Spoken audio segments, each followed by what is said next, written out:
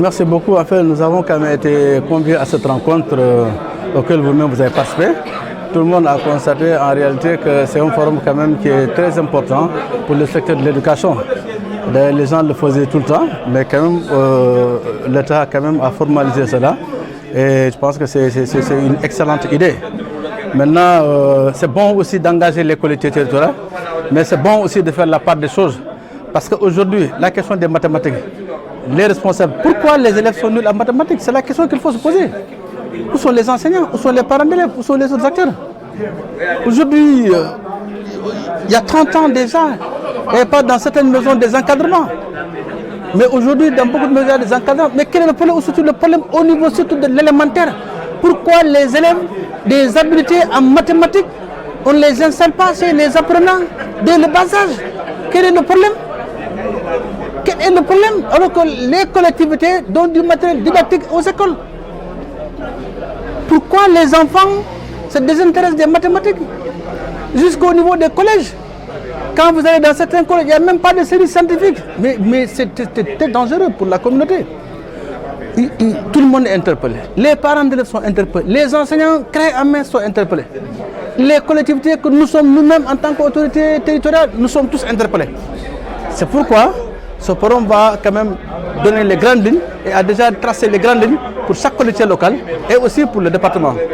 Je pense qu'il est quand même très important que tout le monde s'accorde qu'aujourd'hui, qu'on puisse donner plus davantage d'importance à l'éducation. Tout ce que nous faisons, ça doit avoir une incidence sur la vie des apprenants.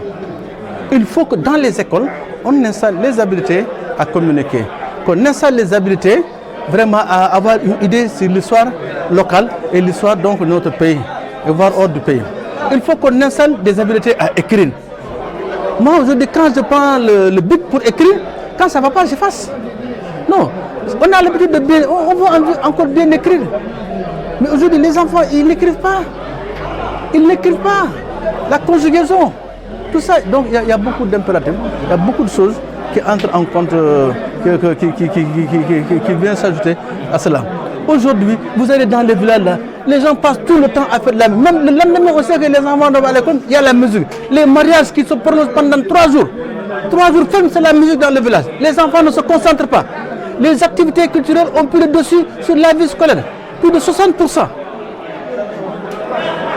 Les parents ne surveillent plus les enfants dans les maisons. Mais moi, je n'entre pas dans ma chambre la nuit à 22h. Mon enfant est dehors, jamais. Quand je ferme ma porte. Maintenant, les autres, c'est une question de change. Mais que chacun dans la communauté éducative prenne conscience qu'aujourd'hui, tout ce que nous faisons, que ceci doit avoir une incidence sur la vie de nos enfants. C'est ça. Et Pierre Méré l'a dit, que la ressource ne dépend que d'une bonne organisation dans les maisons, au niveau des établissements. Donc ce qu'il reste à faire, c'est d'interpeller tout le monde. Et quand on appelle les gens pour les rencontres scolaires, il faut venir. Il faut que les parents participent aux évaluations. Il faut que les parents, si on les convoque, ils viennent à l'école. Ils viennent chercher les bulletins des enfants. Ils ne doivent pas se mettre à l'école. C'est l'école de la communauté. Pour la communauté.